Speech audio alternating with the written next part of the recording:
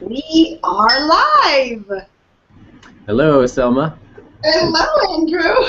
Hello, Rohit. Hi guys. Hi.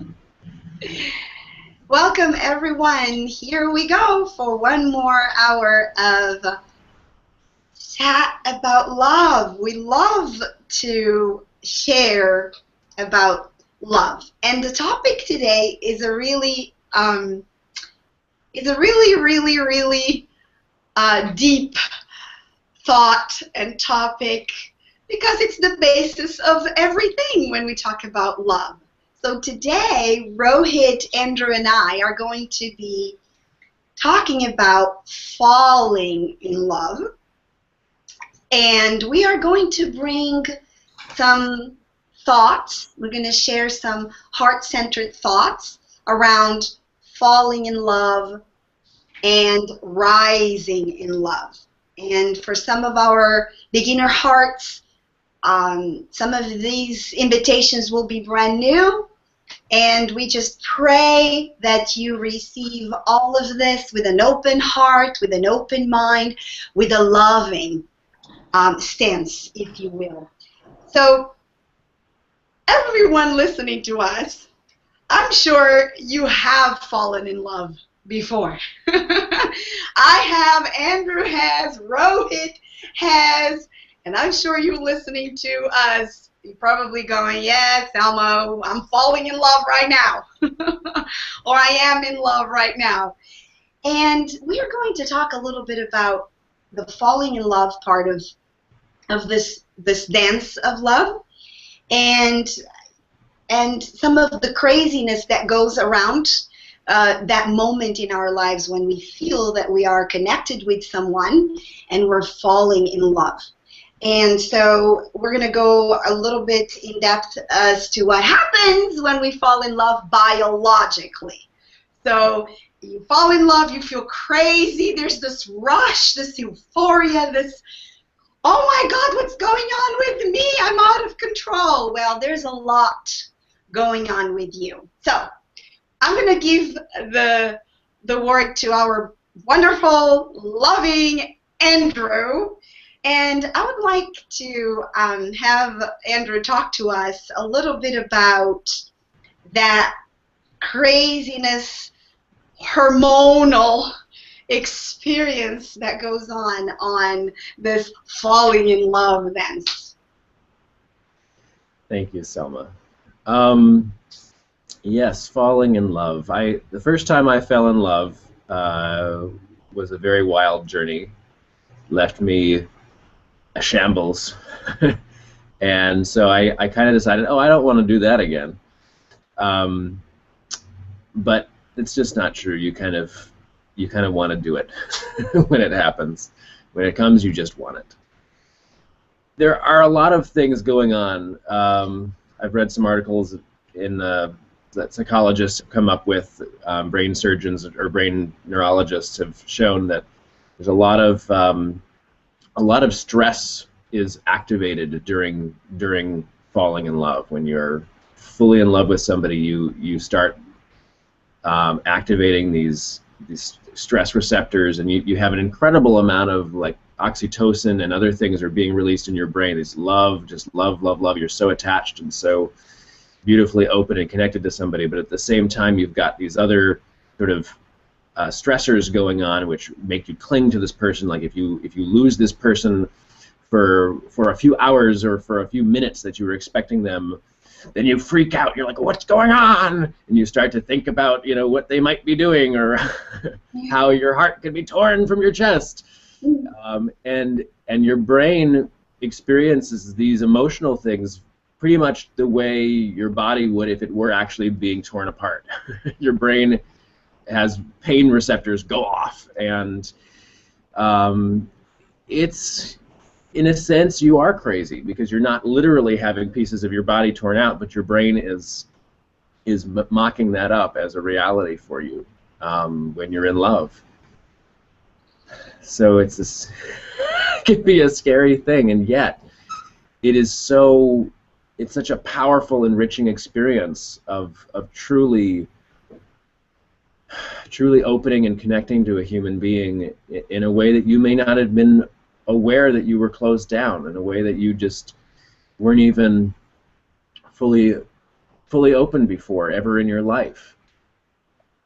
And so it's a ride that is worth the cost. Yes, yes, and it is quite a ride. Um, as you mentioned, the neurologists and the technology today allows us to see what's going on when we are feeling certain feelings or when we're in touch with certain feelings. If you put the picture of the person that you adore in front of you, and then you know, you being observed what's going on, you know, there's so much. The frontal cortex gets activated, and then the doubt, criticism, judgment, it's turned off. So there's no wrong this person can ever do, or you know, the pedestal immediately comes up. Negative sensations are turned off. I mean, there's so much going on that we cannot even explain, and this feeds into the romanticism and all that, you know, illusion path that we easily can fall into. So we're bringing all of this to you, especially our beginners' hearts, and anyone that has not been, you know, before aware or, you know, come in contact with this awareness. Only because we start making, like Andrew said, we feel crazy. What's going on? You know, and so what we really are here to do is to kind of stop you from building a craziness story, so that you are more grounded into what really is happening with you, and what can you do to handle that in a empowering, loving, positive, healthy way, if you will. Because, and let me just add one more thing, Selma. When love becomes so drug-induced like that, it's very similar to being an addict, to being drunk. And at times people can become more in love with falling in love than with the person they're falling in love with. That it's pretty much all projection, and you're just so excited that that person is willing to stand there and let you project upon them and worship them as if you were worshiping God through them, but not necessarily really connecting with who they are. Yes, and you know, psychologists have found that on average, just falling in love, biological reactions and feelings can endure for about 18 months to up to around 3 years or so. And these are just numbers, just a little bit of a, you know, studies have revealed that between that time. And what happens when we get addicted, because the reactions in the brain are such as those of cocaine addicts, yes, as you mentioned, Andrew. And so we can easily become addicted to that rush. And so what happens is, if we don't combine rising in love, which is an act of will, while we are in this falling in love process, we can easily get, ooh, I like this rush. And when that rush is over, it's no longer the person that is there. Is, okay, it's time to move on because I'm no longer in love with you.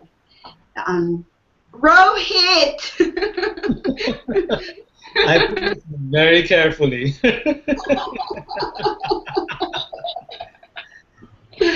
And letting you all explain this side of it, because my perception is quite different, and I'm going to take you on a bit of a different kind of ride. Because of my own interests and my own spiritual path, what I have discovered along the way, and this is not something unique to me, there's a lot of folks who understand this, is that what we experience during love is actually a spiritual awakening. What we experience during love is, as Andrew actually mentioned somewhere in a little line there, is that we are experiencing the presence of the divine. We are actually seeing God. And while that appears to be exaggerated, it's actually not. What has happened in that moment is that we have, basically we've got these filters in front of us, which is usually our checklist. It's our list of criteria that we look for to find a suitable mate. Now, if we didn't have that, we'd probably fall in love with everybody. But filters have been created by society as to what is beautiful, what is a desirable mate, what kind of qualities you need to have in that person. And we've got all this stuff sitting here filtering out most of the world. Now, if somebody comes in and goes check, check, check, check, check, where suddenly we let down our defenses, we open up our hearts. And in that moment, love enters. Where does it enter from? And how does it enter? Most people have no clue about this. They talk about chemicals, but what actually sparks those chemicals?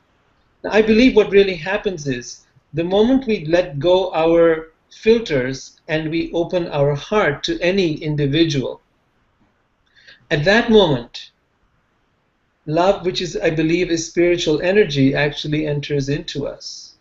It then starts to possess us. It starts to take over our being.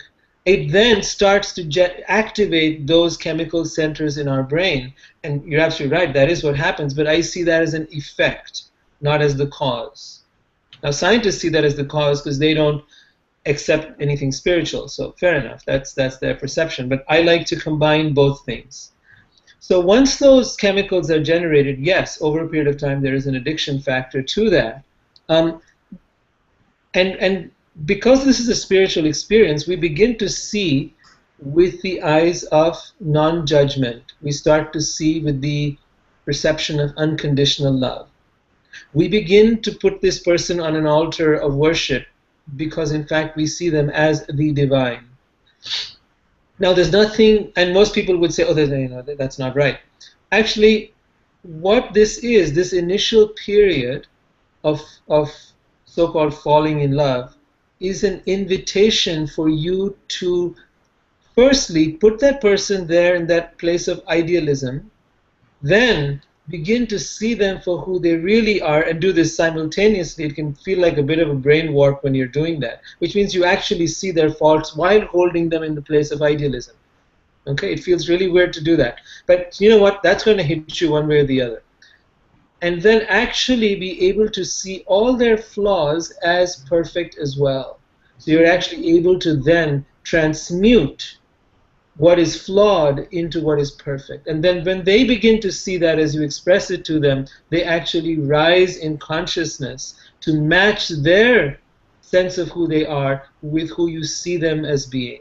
So it becomes a very uplifting experience, a very transformative experience, not just an addictive experience. Now, typically this is not what's happening. This, what I just described, is what would be ideal. But typically what's happening is we see them as perfect. As the chemical effects start to wear out, as you were describing, Selma, perhaps 6 months, a year, or 2 years down the road, we begin to see the real thing. And we start realizing that this ideal version we had doesn't match the imperfect version of who they really are. Now we start going in for we start getting disappointed, we start getting upset, we start nagging, shouting, screaming, fighting, and doing all the things we think are going to get them to become this perfect person. But none of these strategies work. The only strategy that would have worked, in my opinion, is when we actually change the way we see them. We actually transform their flaws in our mind, not in their mind, not in their actions. We transform our perception of their flaws and begin to find the beauty within those flaws. And at that moment, you have done what love came to do. Its magic was to transform imperfection into perfection. Its magic was to be able to take human into divine. And that can happen when we do it consciously, not unconsciously. The unconscious process is what you call falling in love, because you go, it's a thud. They put them on a pedestal, you've seen them as perfect, and then the whole thing comes crashing down when you can see the imperfection of who they really are. So that's the thud, the falling process. Now your whole illusion has burst. At this point, you will either leave them, or you will go to the therapist and try to work through this. But from a spiritual perspective, there is nothing to work through except your own head, your own perception, to actually rise with the impulse you got. Just like people do this with their kids all the time, by the way. Yeah, you have this ideal vision of your kid, and you keep on transmitting that idealism to your kid, and somehow they begin to see themselves not as this person who can't stand up and walk when they're a baby, not as if you just tell a little kid, "Oh, you're so stupid, you can't get up and walk even." Yeah, that would be pretty discouraging. Or you can't even write. You're such an idiot. Forget it. Don't bother writing. You'll never get it. You're ridiculous. You start nagging them. You start yelling at them. If we were to treat our kids the way we treat our lovers when we notice their imperfections, no kid would ever learn to get anywhere. But no, we hold with our kids our idealism that one day they will write, one day they will walk, one day they will do wonderful things. And as long as we hold them in that beautiful light, they do their best to rise to whatever extent of that they can, and then we have to kind of let go our attachment to that. Otherwise, we'll kind of become like some controlling parents who want their kid to become something when they grow up or whatever it is, and then they get mad at them. Crazy stuff. But, we hold them to that, and they eventually become something more than what they are. And that's the invitation love gives us, to rise. So rising is then a decision. It's a choice. Yes, a very powerful choice. Choice of transforming matter to spirit, a choice of raising our vibration, a choice of raising our experience of actually rising to meet the other person's vision of who we are. But we will never be perfect. That too needs to be clear. And nor will we ever be, flawless.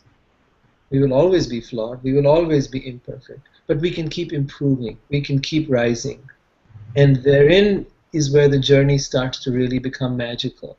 When we take it not that I now demand that you become perfect or you become what I see, when I start having, unrealistic expectations of you, then that's going to push you away from actually rising.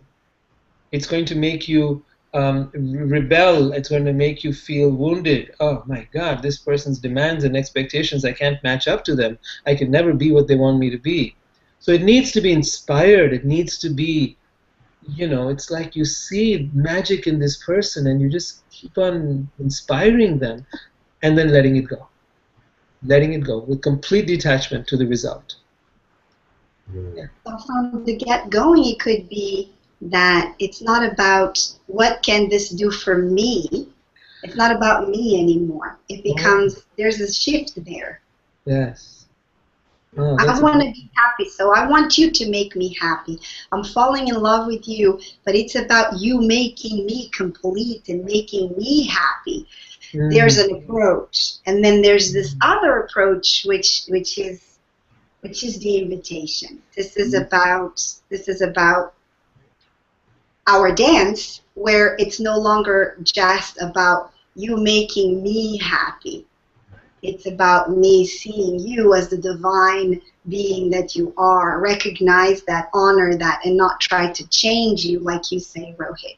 And this requires such maturity, though. It requires that people are actually in love with themselves, first and foremost. Because if you're coming into a relationship broken, wounded, or needing the other person to do something for you, well, then you're not in a position to just love them unconditionally in a way that is seeing, as Rohit said, their perfection without needing to have them prove anything to you, or do anything for you. If it's a selfless giving kind of love, or it's a joy just to love that person, joy just to appreciate that person. I came across a story once, Andrew, that might back up what you're saying. It was a kid's story. It was about this ball that had a wedge inside it, sort of a hole inside it. It was imperfect. And it says, the story goes, it wanted to keep finding things that it could fill within this wedge to try to, and some were too big and some were too small, and nothing was quite right, and it never felt itself perfect.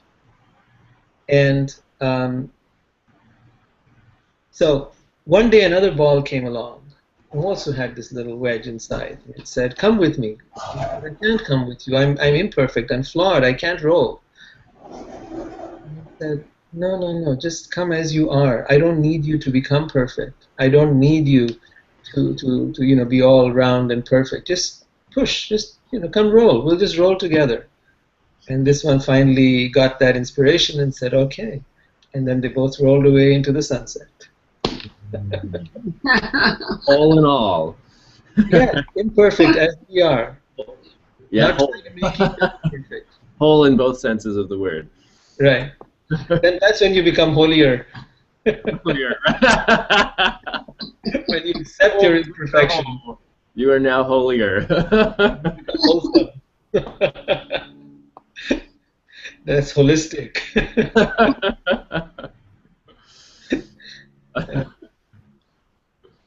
I like it.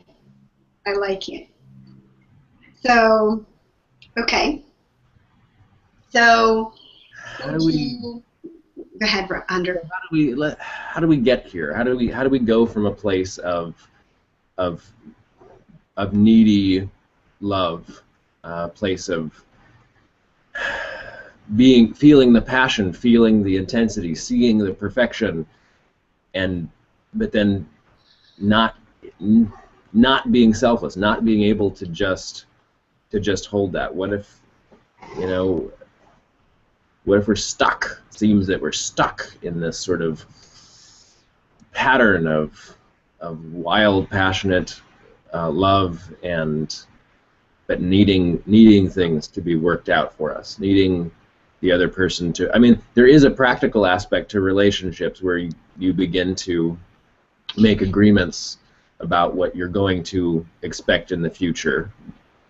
Often, this is what people do. That's not necessarily saying you have to do it that way, but most people want to have some level of dependability or expectations to say, okay, so I'll see you tonight, at a certain time, or we're going steady, so I expect, I hope we can see each other, 3 nights every week. This, for the foreseeable future until something changes. How do we get unstuck from this pattern? Because I think that falling in love is a very persuasive pattern. I've seen that even the words that seem so benign, like exclusivity or monogamy, seem to automatically plant a bunch of seeds in our head about what that means, about essentially the romantic ideal structure just sort of pops its way in there. Oh yeah, and all of these other things that you didn't say, and you're trying not to. You're like, no, it's just monogamous. That's all I said. Like, yeah, but your mind wants to go there. Your mind wants to attach all the other romantic expectations to it. That this is going to be the one and only. That this is going to be happily ever after, that this person is going to give you everything you could possibly need, and nobody else will be needed for you to feel like you're doing what you need to do in this world. How do we extract that and say no and come into a place of calm, selfless rising? Well, it doesn't need to be calm, but it needs to be with integrity and this selfless love, and where we're rising and building rather than struggling with this old vehicle. What I'm hearing you describe to me is very similar to what a child needs. A child requires their needs to be met. They require the parent to always be there. They require the parent to take care of them, to be dependable, to be consistent, to be there always, right? When that doesn't happen, there's insecurity, there's fear, there's anxiety, there's all kinds of reactions that a child has. So I believe that what the romantic model that we have, the ideas that we have around what love is, the experience of falling in love, is really the equivalent of child love. It's pretty much the only model we have. We don't have a model of mature love. Think about it. A parent does not require the child to meet their needs. A parent does not require, well, I hope so. You know, I mean, there are some parents I think who do use their children, but that's actually very psychologically unhealthy.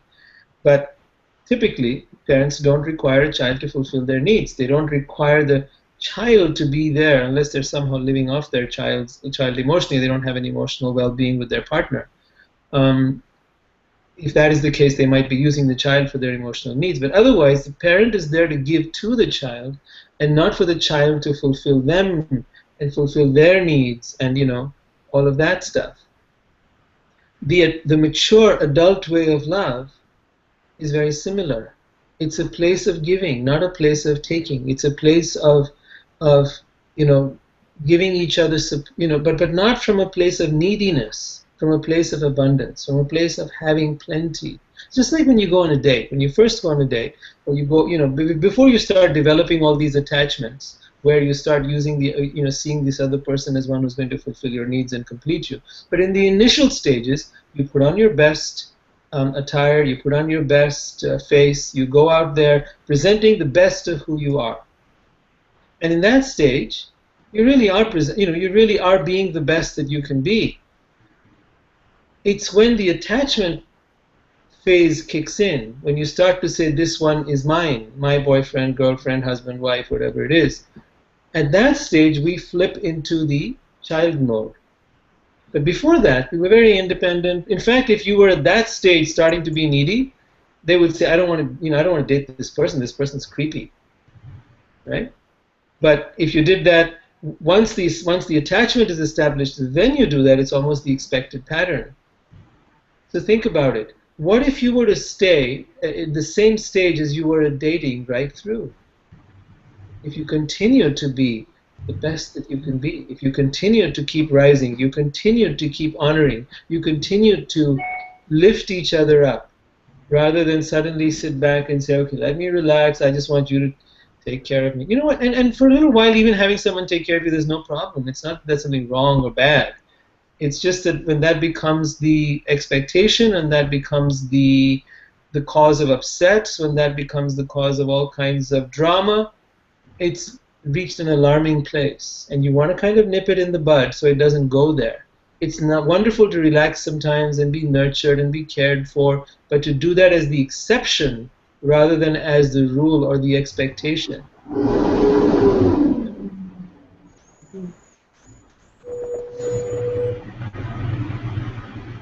do you think? Yes, I feel as you're expressing that, Rohit.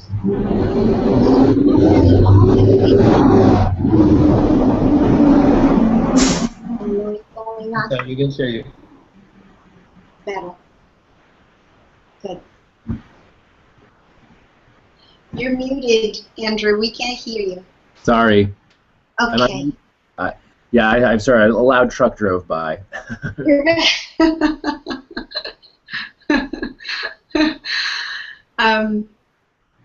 So that's an invitation for some shifts, as Andrew poses the question, which is a great question. How do we do this? How do we almost unlearn everything we've been exposed to, and we've seen, and we've been taught, and so that's a decision that we all make individually, personally, in our own heart domain. We come to a place where maybe we listen to a conversation like this, or maybe we witness something going on that gives us a hint that things can be done differently, or even just a nudge in our heart that says, this is not right. I'm not in joy. I'm not happy, and there must be a different way. And so it's a moment by moment shift. So in some moments, if I love the thought that when I rise in love with someone, that their needs are my priority. And even to the extent that sometimes it's so painful, and anyone that has been in love before listening to me will understand this.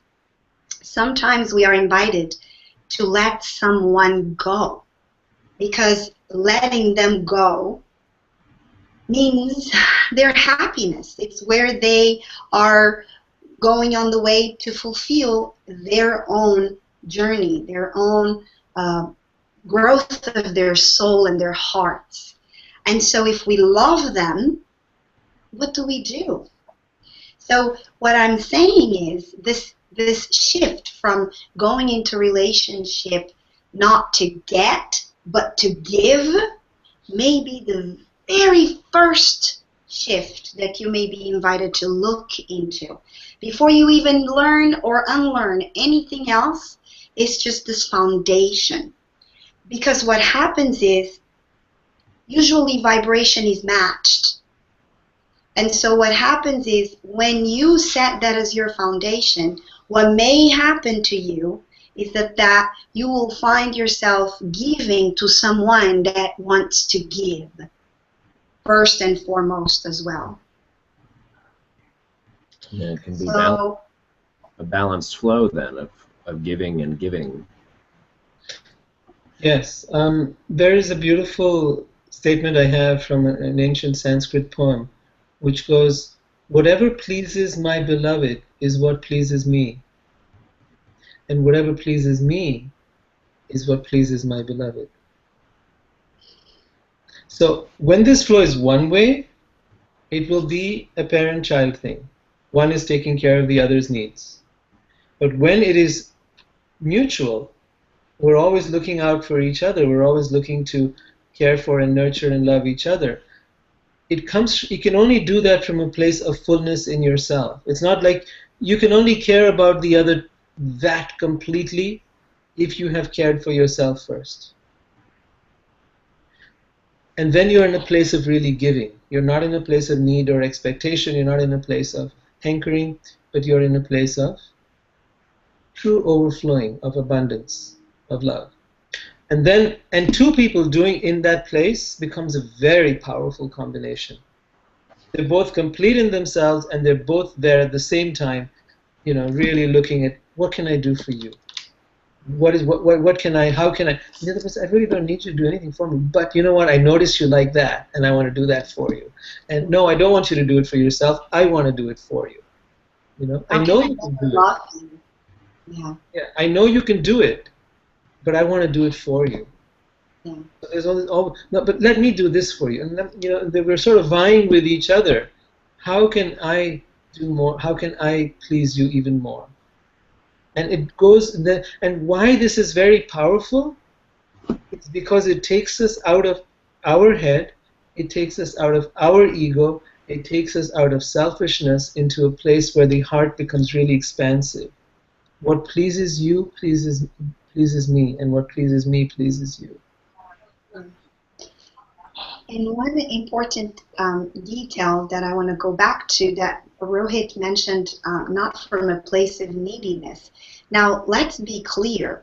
We're not here inviting you to avoid your needs. We all have needs, and we need to acknowledge that. But even acknowledging our needs, even that process can be an empowering process, a positive one, versus it's almost as if you fulfill your needs and you look for ways of fulfilling the needs of your beloved from a place of abundance, not from a place of lack. We're not here saying, if you need, there are certain needs that we all have as human beings. And we're not saying void all of those just to serve and to love and to give. That's not at all. Yeah, that would be a black and white, kind of thing now. Now, just because I said that, thank you so much, Selma, for pointing that out. It's absolutely not that we don't need anything from the other. There are needs we have. There are times we're feeling tired and we would like a massage. You can't do that for yourself. There are times you've just had a terrible day and you want someone to hold you. these are real experience. This is part of why we bond. It's a beautiful part of why we bond with each other. So yes, it's not a black and white thing. Oh, I'm there, want to be there for you, and I need to be complete in myself. This whole individualism, and now I don't need anything. I don't need anything from anybody. No, no, no, no, no, no. It's just knowing how to be complete in yourself, and then to be able to, from time to time, be able to be vulnerable and ask for what you need. And it's perfectly okay. Both things simultaneously being true. It's not either or, it's this and more. And it's just human nature. If you give and if you fulfill the needs of your beloved one, it's just human nature. Every time we have something done for us, what do we instinctively? Our human nature requires us of doing, of reciprocating. I mean, it's just in all of us. So even a partner that has learned completely different dance of relating in his life or her life, if he gets into a relationship with that one person that will give openly, freely, and embrace him or her in love and acceptance and understanding, over time, it's just the human nature in him or her most likely will be awakened. And then the dance will start in a give and take. And if not, then that's that. Because there are times that you will wake up one day and say, I can no longer do this. This is no longer fulfilling to him or myself, or to her or myself. So we need so with all of this, always be truthful to what's going on in your soul, in your heart, right here. And we know, we just sometimes don't listen. Yeah, there's often this this missed expectations. We expect somebody to naturally want to give or naturally do something that we hoped they would do, fulfill a need that we were imagining them filling, and when they don't, it's again it's sort of that dropping from the pedestal, that a sense of abandonment. But I think we need to take responsibility for ourselves enough so that we can see what this relationship is, before we can basically appreciate it for whatever it is actually doing. And at times, when our needs are clear to us but not to our partner, we've got to express those needs. We've got to actually say, listen, I kind of need this right now. Can you fulfill that? Do you want to fulfill that? And because it's we're not all psychic, we don't always know what the other person is thinking. And then, like Selma said, when it's clear that the other person doesn't really want to fulfill those needs, well, then you have to make a decision. What's the process of really rising in love? I would like to, because that was sort of our theme today. We're looking more at what is referred to as attachment theory now, and I think it would be a great topic for us to take up. This aspect of individualism versus fulfilling of needs. So that's a wonderful topic around attachment theory, and I think that's a topic we might want to take up as a complete issue as there. But tell me more about rising in love. What is the experience of rising? What does that mean to each of you? I think it's the reversal of the falling in love process. We use it as a visual metaphor. Somebody falling, and as Rohit had said before, something falls and hits the ground. Instead, let's be careful we don't leap it up to these ideal levels right off the bat. Let's carefully let it start here. Go, okay, this is exciting. This is really exciting. What's this going to be? And then consciously monitor its rising. Monitor how it is growing and go, okay, wait, I don't like the way it's growing this way. It's getting a little imbalanced. I'm going to gently nurture the other side to find this balanced love that is working, that is healthy for both of us, and continue to find the ways that, you know, especially when things tempt us to try to do the falling pattern, we go, whoa, wait a minute. How can I be more selfless in this love? How can I care about the other person's needs better? How can I grow myself rather than telling my partner to grow? I think that's kind of to me, that's what rising in love is.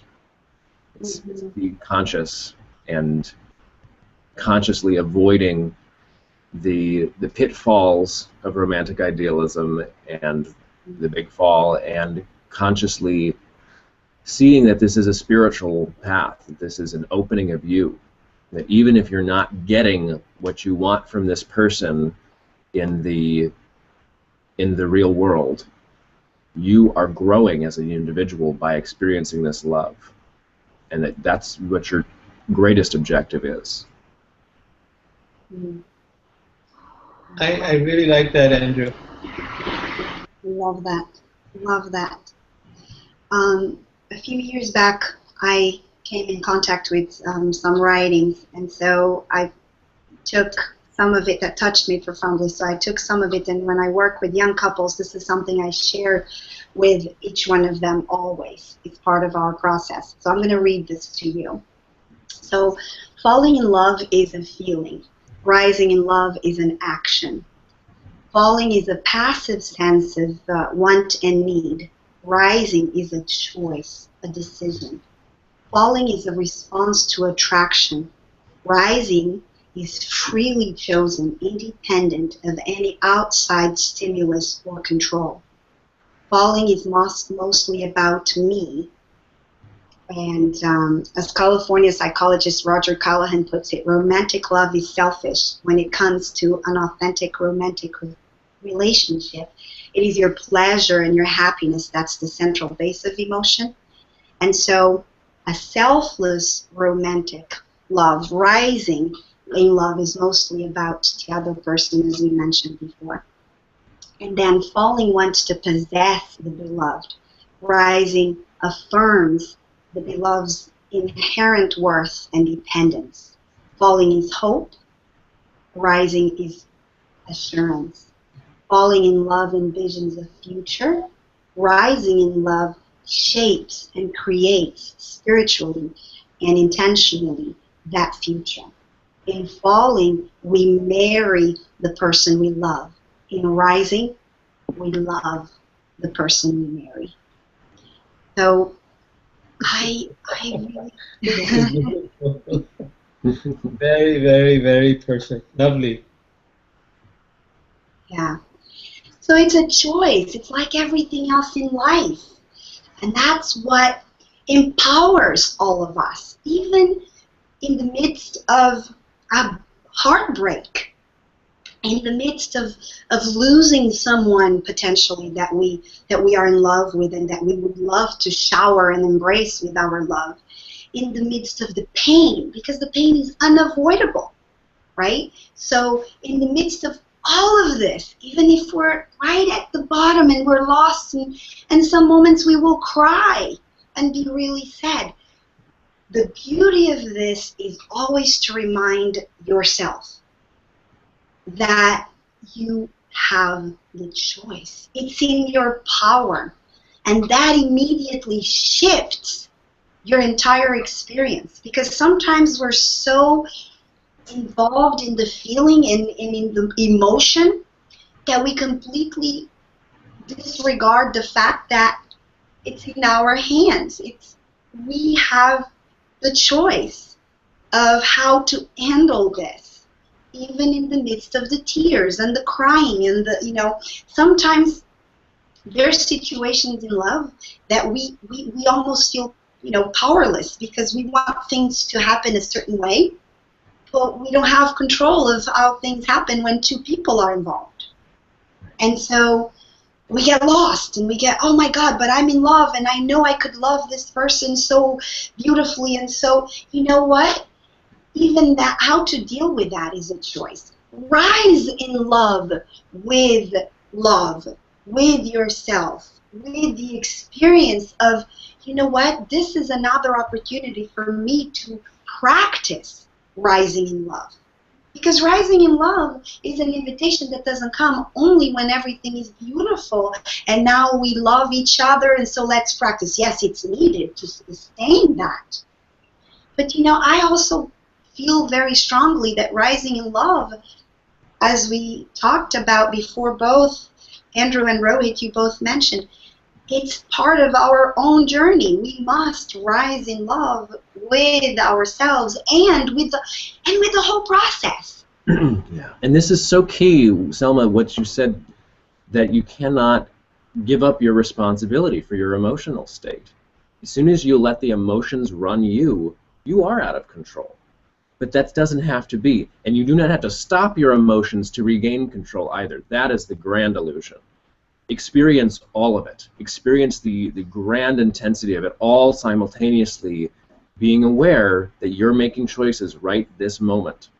You're not the effect of all of this. You are powerful, an equal player in this partnership or whatever the relationship is, and you can act differently. You can make choices that change the outcome. I think what you're describing is something that all of us do individually on our spiritual path. We learn to take responsibility. You know, when we're by ourselves, we learn to take responsibility for our actions, our emotions, our reactions. We learn to be able to, you know, monitor where we're at and how we, you know, kind of respond to the world and what we want to create and everything else. And we see what works and what doesn't work, and we do all that individually. But something happens when we start relating to another person. Somehow we forget all this. Now we expect everything to happen magically. Love is just supposed to happen. You know, it's just this biological imperative or something that is just, you know, supposed to naturally occur. No, love is an art, just like living is an art. And the same rules that applied to you individually before you got into the relationship apply as much to you when for that relationship that you're creating. And so I love the example, Andrew, you gave of not just falling into love and just letting it take you wherever it takes you and just, you know, going with the ride, reacting, responding, just kind of, you know, oh, it's going this way, oh, it's going that way, oh my God, look what's happening now, oh my God, this is getting really crazy. But instead, I love your analogy of being like the gardener who's pruning that plant and who's, you know, making sure it doesn't go too much that way or this way, but who's actually like, okay, the general direction we want it to go is this. This is the objective we want. We want to create happiness in this. We want to create peace. We want to create something that matures and grows and ripens and in which we individually grow in. We don't become less in this. We become more in this individually and as a collective. And so when you start watching it very carefully, just like you monitor your thoughts, you monitor your emotions, you monitor the relationship. How is it growing? How is it expanding? And then keep pruning that to be able to make sure that it's going in the direction you want. And when it's not going there, you say, you know, we really don't want to go in this direction of becoming either needy for each other or becoming jealous or becoming possessive or becoming any of these things. We seem to be heading a wrong direction. We need to come back in there into center. We need to look at, you know, how do we straighten this out before. See, when you come back in, like a lot of folks come to me, since I'm a therapist, they come to me when they've just completely ignored the, you know, think of a garden. They've ignored it, they've let it grow wild and crazy, and, you know, it's completely out of whack. And now they say, we're about to get divorced, fix us. Okay. And by that time, they've let so many destructive patterns come in that it's almost impossible to untangle those no matter how much you try. You know, one can try, sometimes they do, and many times they don't. But the real process of keeping it clean is right from day one, of clearly identifying what is it individually and collectively you want to create. And I don't just mean your goals in terms of you want to buy a house, get a car, and have some kids, but what is it you want to create spiritually, individually, as in your own personal growth? And what is required to really make that happen most effectively, and to watch when you're going off target, and to watch when you're not really achieving that, and then to be able to fine tune. Just like when you drive a car, you don't wait for the car to go off the road and be in the ditch before you finally say, "Hey, man, I'm in a ditch. How am I going to get out of here now? Get the tow truck." You keep steering. You keep the steering wheel and keep turning it until so you stay on the road. You keep your hands on the steering wheel, people. Right. You're like, all right, I'm in love. It's up to the car to find where it's going. Yeah, at the same time, it's a co-creation. I want to say that you are never completely in control of anything. That's an illusion as well. It's always the other person is there's a there's a partnership. You're both agreeing on where you're going and how you're tending that garden. And there's also this, regardless of how you believe about it, a divine presence, a divine universal connection. Like the synchronicity of the relationship plays a factor. It's not the be-all and end-all. You are not the effect of the universe. Do not choose to be the effect of the universe. But definitely, if you've got incredible chemistry with somebody or just an incredible connection, you're going to give some heed to that. And go, okay, well, maybe the universe is telling me to feel this out. At the same time, you don't let it just take you over. Well, otherwise that heat's going to turn into a fire. That heat will turn into a fire that'll just burn you guys up, and there's nothing left. It becomes ashes. Yeah. So that's a whole other thing to understand, is that falling in love is like falling into the fire and getting burnt up and turned to ashes, and the whole relationship is gone in a short while. Whereas rising in love is learning how to keep the heat on that fire in a very controlled way, so that it grows, and so that you can cook something really beautiful out of that, and come up with this great meal that you can enjoy, right? So it's really something. It's a creative process rather than a destructive process. You talked in that fire and that temperature, and you went to the food. I immediately went also to the cuddling and the, ooh, it feels good. Yeah.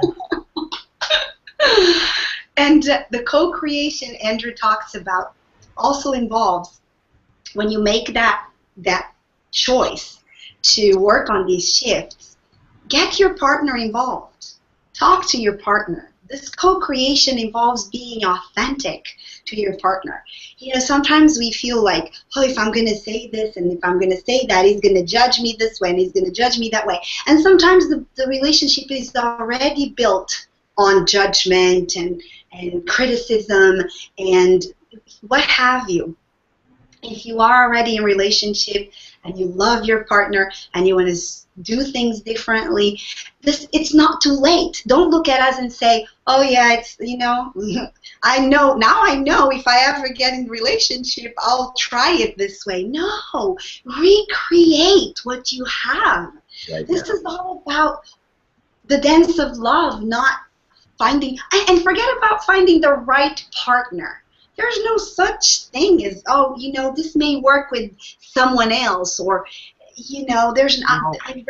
We're all changing, so it's like you better dig into what you're dealing with right now so that you can become the right one for the right one later. It's like if you just give up and say, no, somebody else will be right for me. I'm wasting my time with this. Well, then you may be giving up on the biggest lessons of your life, and not ever be ready for that fictitious, person that's going to come later. So, for example, if you find that person isn't, fulfilling your needs or is being critical, Selma, as you were describing, it's important to be able to get them to sit, first and foremost, that means if they're being critical and you are just taking it, that means you haven't developed your own sense of boundaries. That means you need to be able to communicate that, hey, you don't talk to me like that. I'm not going to sit here and let you just judge me, criticize me, put me down, belittle me. Sorry, not acceptable. Now, what is it you really need? So you invite them to talk about what they really want, rather than and how would this work, rather than what is not working. So it's really about steering just as you need to steer your own mind. If you let your mind dwell upon judging you, criticizing you, looking at all the problems that are there in your life, you will get depressed in a heartbeat. But if you have to kind of keep yourself out of that, then you need to focus on that which is good in your life. You need to focus on, the positive things about yourself. And only then are you going to start feeling good about yourself and your life. The same thing applies to the relationship. But I find that most of the times when people are letting their partner berate them, criticize them, judge them, they haven't learned to not do that in their own minds. And I think that's a really important thing to learn, is to be able to say no to your own critical mind. Because then when you practice it inside, you will easily be able to do it with your partner. People treat you the way you treat yourself. This is a really important piece. People treat you the way you treat yourself. If you want to be treated with love, if you want to be adored, if you want to be cherished, if you want to be able to be, you want to see the best being seen in you, then first do that for you. Because when you practice doing that for you, then you will set those same boundaries for those outside you, and you will not tolerate less than that. But if you are tolerating less than that, and if you are having people in your life who mistreat you, judge you, check in and see, how am I treating myself? And this is where the first workout's going to happen internally. Yeah. You know what you get the God you believe in. That totally matches what you're saying. You believe in a God that's vengeful and is treating you like a victim and kicking you around because you deserve it, because you're a sinner.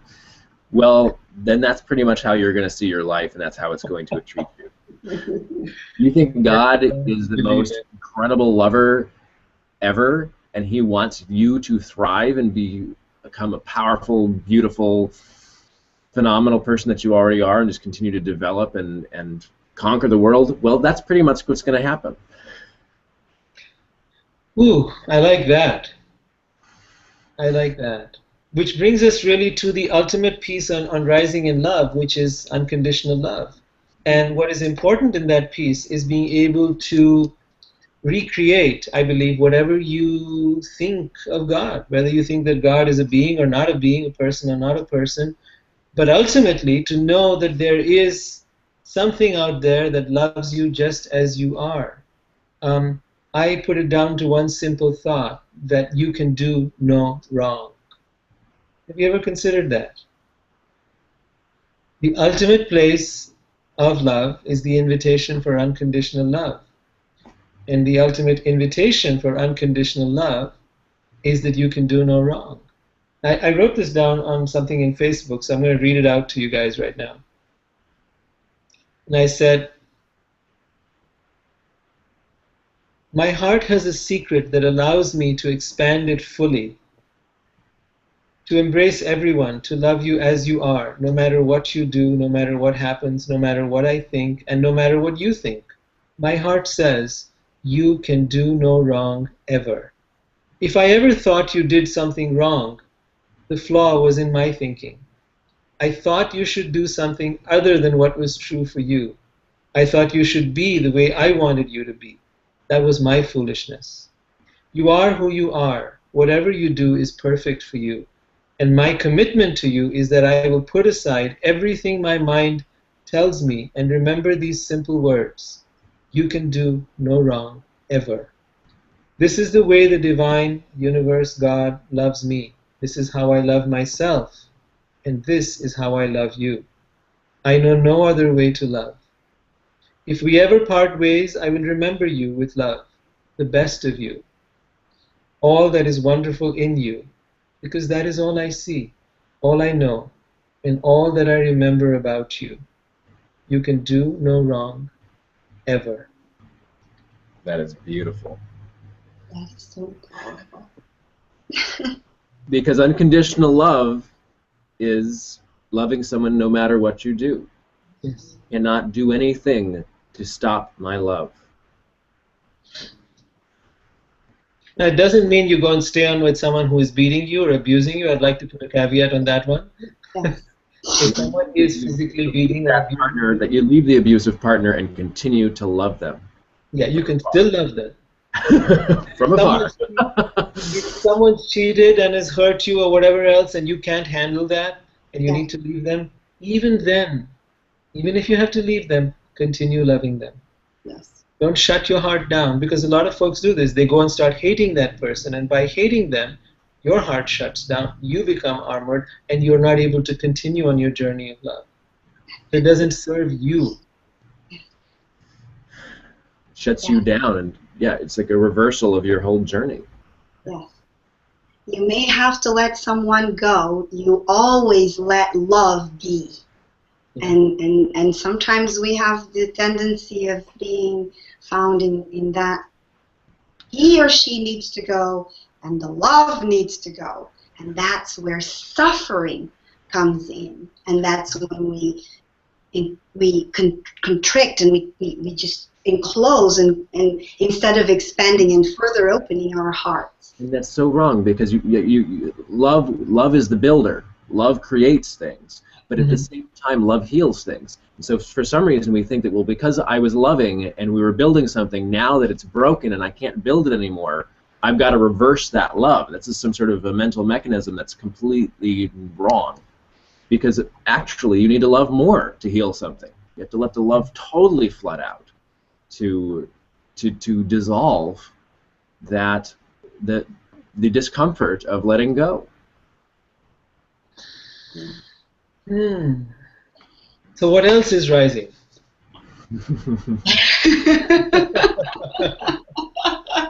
The heat is cozy. Yeah. I think one of the things to really, one image I was getting when we were talking earlier, or some of you were describing the falling in love process, it reminded me of someone being a couch potato, the couch potato approach to love. You just kind of sit there, you vegetate, you want everything to kind of just happen. You watch TV, you eat a lot of.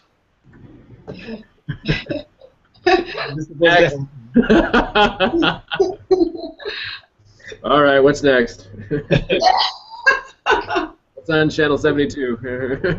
You eat a bunch of unhealthy foods, and you keep, you just sit there and like do nothing. This is a dance of the divine, right? What's that? I mean, everybody you dance with is a divine dance. Yes. It means that it is this expansion. It is the teacher, and it is the deepest, most profound thing you can go through at that time. And therefore, if you are not rising, you are dying. If your relationship is not growing, if your best time was the time when you first met, and then it's been downhill ever since, then you have not been growing, you have not been rising. Don't kid yourself. Okay? A healthy, a true relationship, the way you want to create, and you can start it, recreating it now. Even if your process has been that you've just kept falling, well, you can do a complete intervention, and you can start the process of rising now, which means really looking and monitoring it growing and expanding. If your relationship is not growing, it is dying.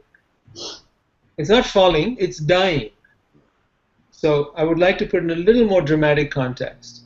Yeah. You're either going, you're actually swimming towards your goal, or you're being swept away by the tide. And if you're being swept away, that's dying. That basically means, you're on a self-destructive path. And if your heart is either opening and becoming more loving, and you are expanding and growing as a human being, yes, emotional palette is getting larger and stronger, yes. Or you're shutting it down and you're diminishing your power in the world. You're diminishing your power as an individual and as a lover, and you're basically limiting your ability to be fully you in this experience. A good part of this limiting thing happens when we start being together and we get into survival mode together. We start now trying to create a home, a family, this, that, the other, and we go into survival mode together. Whereas what brought us together was curiosity. I'm curious. This person is so fascinating. I want to know more. I want to be able to experience more. I want to be able to discover. That is the heart of an expanding relationship, curiosity. It's where you started from. Keep coming back to the place. If you could keep coming back to the place where you started from, you will keep growing. But if you shift out of that place of curiosity and expansion and wanting more, then you're on the road down. Yeah. So complacency will not work. Safety, security, all these things that we actually want, they're all part of the egoic mind. It wants to kind of like just relax and chill and be that couch potato, be that, be that person who's, no, you've got to keep growing. Any business person, you ask them, the business either has to grow or it will die. A plant has to grow or it will die. A child has to grow or they will die. It's just the way the universe is, You are either going forward or you're getting swept away. So complacency is a no-no in any relationship. There has to be constant and never-ending change and growth and improvement. And if you're not looking at it from that process, you're not going to be rising. So if you're falling in love, then you're not being conscious. Yeah, it's unconscious. It's unconscious, and you're not learning about love. You can fall in love 50 times and still be a complete child when it comes to relationships. Okay. That has taught you nothing unless you start taking responsibility for your emotions while they're happening and say, I am co-creating this. What do I do to give more? What do I do to open my heart more? What do I do to be stronger and more supportive and more full, more whole in my expression? Yeah, shift from that need love, eros love, to that agape gift love. That make that shift. And you don't need to totally leave the eros love, passionate. That can all be part of the dance, but not the foundation of the dance. And something else very important, that growing in that expansion and all of that will not come from the easiness of the flow in relating. Just understand that the greatest growth and expansion will come from you opening up when you are invited to the hard moments, the challenging moments, the moments when you are perhaps giving and giving and giving, like some of my young couples, when they start the work, one of them comes to me, I get it, I get it, and I'm doing it, but he's not getting it. He's not, he's not responding. He's not, the non-responding or the non-getting or whatever block or wall that is there. That's where the growth for you is. There's not much growth when everything is flowing beautifully, and it's beautiful and it's empowering but Rohit was talking earlier about, and Andrew, about that co-creation and that growth and that expansion and that be open to grow.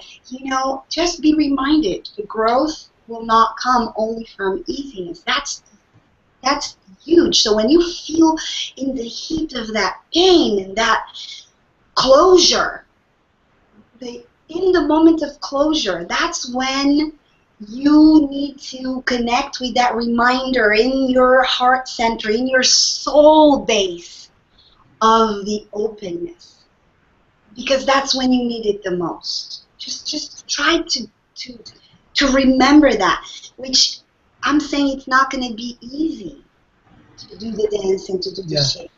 See, that basically what you're calling pain, what you're calling, that uncomfortable, is actually an uncomfortable place. Mm-hmm. That place of discomfort is your edge. That edge is your place of growth. If you are willing to walk to the edge, because only on the edge will you learn to fly. You cannot fly until you get to the edge and leap. And it is that leap, that trusting in love, that trusting in your partner, that they brought you to this edge, not because they want to hurt you or kill you, but because they want to be able to see you fly. So when you find that place of discomfort, that your partner is coming up to you and saying, but I don't get what you're doing or why you're doing it. It just feels something completely inauthentic. They're confronting you with something. And you want to go up with your defense. You want to go up with, no, I don't do that, Stop, pause, notice the fact that you're defending yourself is only because you are now touching a raw spot. That raw spot, I've experienced this before, so I share from that place, is that that raw spot is the spot for growth. So drop your defense, take a deep breath, and say, okay, so tell me more about what you're trying to say. What is it I'm not getting in here? And then get curious about that, try to discover what they're seeing or noticing, that, where you're blocked, where you're not able to, and then say, all right, let me see what I can, let me work with that. Let me try to, push myself through that. Push yourself through the areas of discomfort. The discomfort is only an indicator that there is more that lies ahead. Be willing to be uncomfortable. Be willing to make each other uncomfortable in a loving way, not in a hurtful way, not in a way where you're attacking each other, but rather in a way that you're prodding and probing and saying, okay, that thing you said the other day, and then you go deeper with it. You find the deeper truth behind that. And by doing that, by actually going to the places of discomfort, you will find yourself actually growing. You will challenge the ideas of vulnerability that you have, where you think that vulnerability will hurt you. But actually you'll discover that by making yourself vulnerable, you will discover how powerful you really are. And that is part of the rising. Yes, exactly. That's part of the rising, the building. Rising is building. Yes. So building your own power as a relationship and your own power individually, which means dropping into the place of discomfort, letting go your armor, letting go your defenses, letting go the stuff you're doing to block each other out, getting naked, literally, emotionally, and then rising in that. Because you will discover, you will discover that you are actually indestructible. You are so amazingly powerful. And you will not know that unless you push your edge. I think in exercising, people often come across that. You reach your limit. You feel you can't go any further, and then you push just a little more. And you find you have greater capacity than you ever thought. So. Yeah, and remember, you can do no wrong, so it's all good. It's all good. And definitely don't come at each other from a place of judgment, because that definitely causes people to come from a place of curiosity. You notice that they're saying something but doing something else. You said you'd do the laundry, but you haven't. Okay, what's going on? It could be something as simple as that. And what's going on is I'm just feeling like I don't want to do anything. Okay, what's going on with that? And you keep going deeper. And you allow your partner to take you deeper. Maybe there's something in there.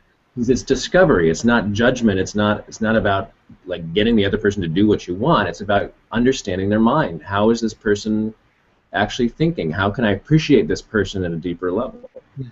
And from there comes acceptance. Yes. And from that acceptance, because you know what? You've got to learn to accept each other, your strengths and capabilities. Some people are not capable of certain things, no matter what you do. So you can go keep beating your head against the wall until you get fed up and you leave them. Or you can say, you know what, this person is really good at X, Y, and Z, but they're no good at A, B, and C.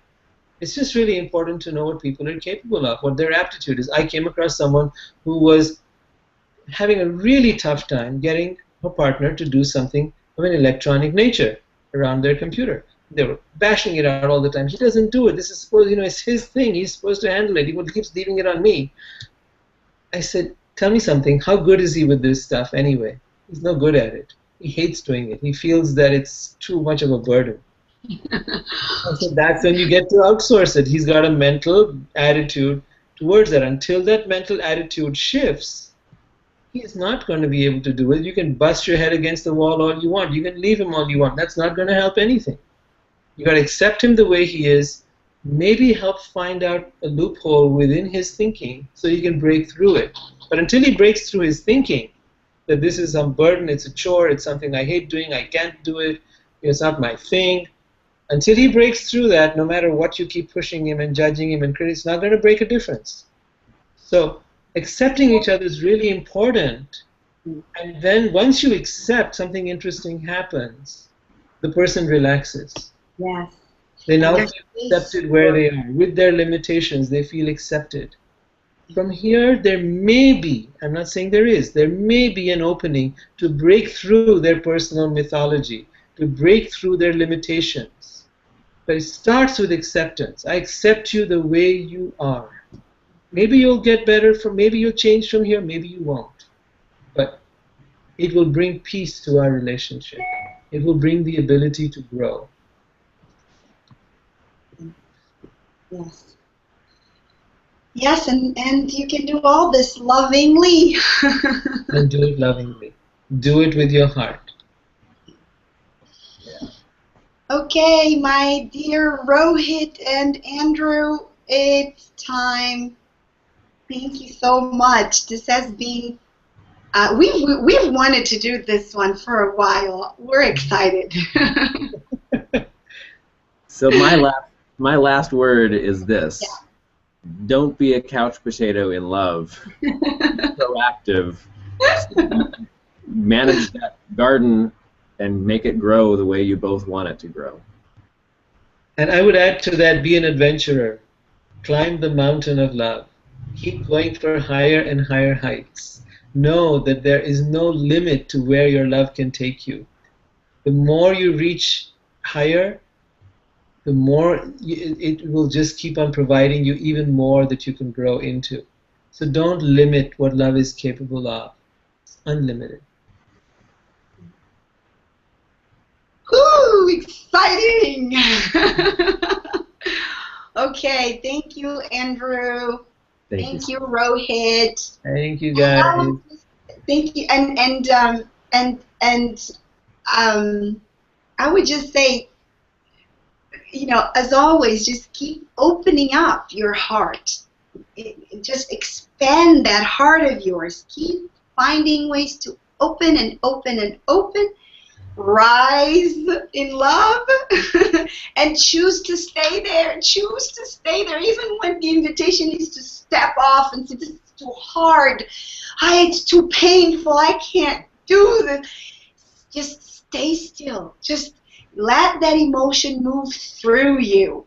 And when it's done, you are still there in that place of an open heart and rising always in love. That's our invitation to us as we live our own lives, and to you as you hold hands with us during these times that we get together to talk about love. We'll see you next week. Andrew and Rohit, I love you both with my whole heart. I love you too, Selma. Love you guys too. Yay. And I love each and every one of you that gets into contact with us, and we pray that this serves your heart journey.